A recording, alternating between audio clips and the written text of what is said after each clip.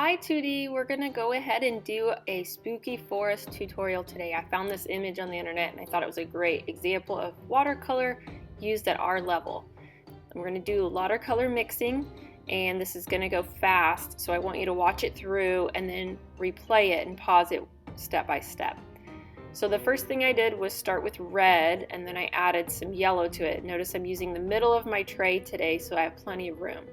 The reason I added blue is to neutralize that red and make it a more rusty color. I'm going to start low in the picture plane. Notice my paper is vertical in a portrait orientation, and I begin putting the full intensity of the color there. I use my large brush to add water and sporadically drag that water up, leaving little holes and gaps in the paper. I go back and add more pigment to that same area and kind of dab it upward, framing in the outer edges more than the middle. And the effect creates kind of like a flame look. It's not going to actually be flames, but it just kind of has that appearance. Now what I'm doing is using water and dragging some yellow through it. I'm going to use my brush to scatter that yellow around, leaving the middle of that area a pale color. I'm adding now a little bit of red or orange into the sky. What you saw me doing with the back of my brush was I was just pressing the paper down because it does tend to buckle when it's wet like this. So you can play around adding yellow, adding water to soften those strange textures, framing it in with neutral brown. Remember, to create brown, you're going to add more blue to your orange. And then ultimately frame in the whole thing. I'm going to roll away some of the puddles and some of maybe even the color in a few places, just to lighten the middle and to get rid of anything that's too puddly. Here I am intensifying a little bit with the red. So this could be done in shades of purple and blue or whatever you'd like. Once you've seen the whole tutorial, you'll know what color palette you'd like to use. But it is generally darker around the edges, pale in the middle, and also more vibrant at the bottom. Now I'm adding more color together to get back to that first color I started with. You can see that it's just brown using the three primary colors and then neutralizing them against each other. Then I added a watery consistency of that same brown to the bottom of the composition. This is the ground space. Now if the top isn't dry enough, it's going to bleed downward. So you could blow dry before doing the ground space. Of course, your paper will buckle once you fill it with that thin coat of pale brown. So give it a couple seconds to lay back down. You can push it down with your fingers like I'm doing here. Then you're going to get a little bit more consistency of brown, not so watered down, and create a rough path going from the center to the front. You can add inconsistencies in that path by using a little bit less water, a little bit more brown, just kind of layering it up. You can even create a darker brown or almost like a black using more blue with your brown. I softened it because I thought mine was too harsh, and then I kind of reworked it with a richer brown again. So play around with that however you'd like until you get what feels like a muddy path.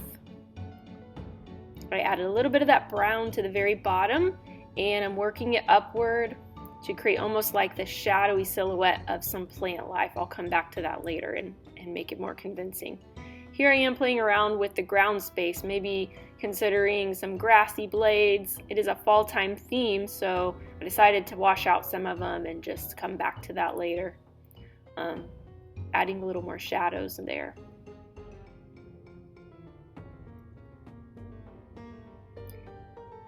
So now I'm using a little bit of even darker brown.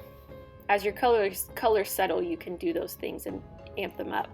Right here I'm using erosion, so that's just clean water that I'm placing in kind of horizontal lines and then erasing them off. And now I'm drawing in bristly branches, kind of like trees or bushes that have lost their leaves.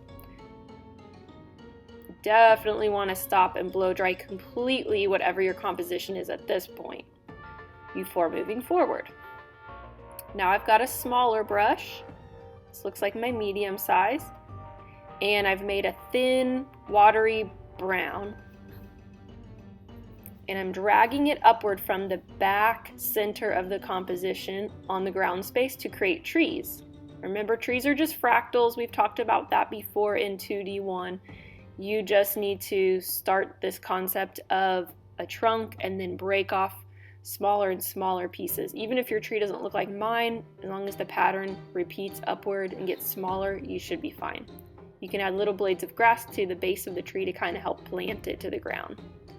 This tree, I decided to go ahead and split into two, because some trees do that, and start lower with that splitting. But I essentially did the same thing. I'm kind of keeping the same look and the same pattern, and then breaking down that pattern upward and smaller into tinier pieces using the tip of my brush. Those are the most distant trees in my illusion, so I used the pale watery brown. You can actually see through that consistency of paint to the background.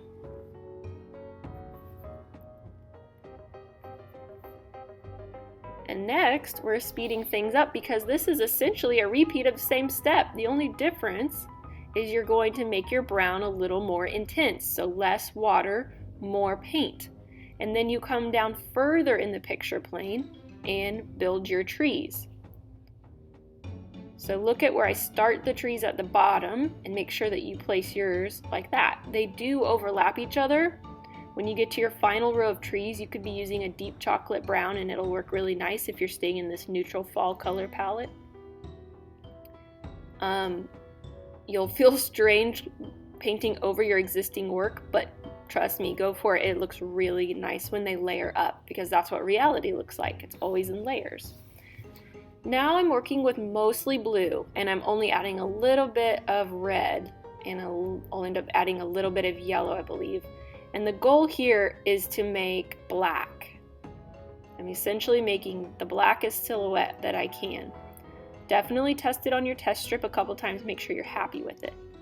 And then from here, you're going to begin using basic shapes to build a spooky house. It could be more on the beautiful side, like this one that I'm doing, or you could really make it wonky and strange. By the way, feel free to sketch it out first on another paper if you want to figure it out somewhere else before putting it onto your picture, or just copy the same one I did if that's all you want to do to make sure that it goes well. That's fine. And after you get those basic shapes on there with your small or medium brush, then it's time to start carving out the negative spaces. Where are your windows going to be? If you want it to feel like a really old spooky house, you might leave an excessive number of windows open. And also you can make sure that your rooftops are really pointed.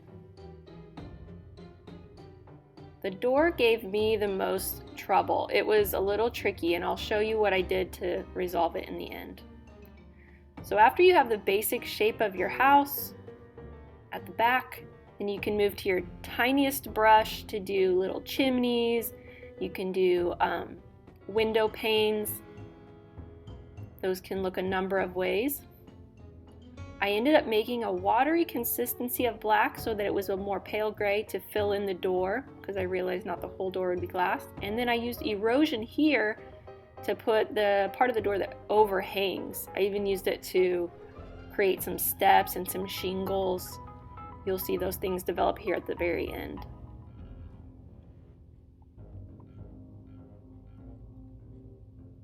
Some other fine details that you could choose to add would be tiny letter M shapes in the background.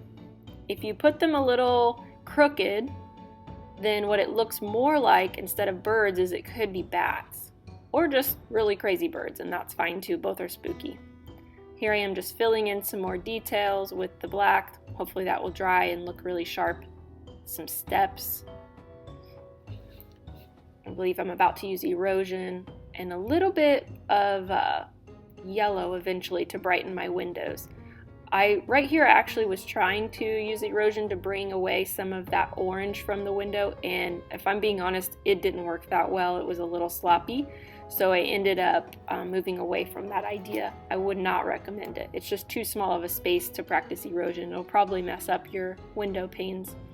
So I moved on to a watery black here, real watery, and I just kind of patted it around and created a smoky appearance, just pushing the brush, real watery again, into that background space. Now I was careful not to overlap with any of my trees because the house is supposed to be behind all of those items. So when you build your house, go between and around your trees, even when you do things like the smoke.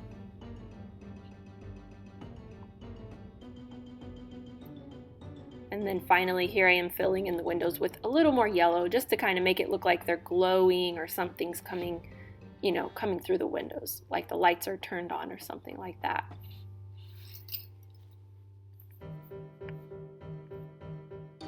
Anyway, like I mentioned, you can really finish this out however you'd like. I want you to take this more as an inspiration, but play around with it. The whole thing could be done in blues and purples. The whole thing could be done in whatever color palette you have available that you'd like to try. But if you want a good challenge, try the neutrals. This was pretty good, pretty tricky stuff. Whatever you do, don't forget to submit your work to the assignment Spooky Forest Tutorial, and don't forget to have fun, guys.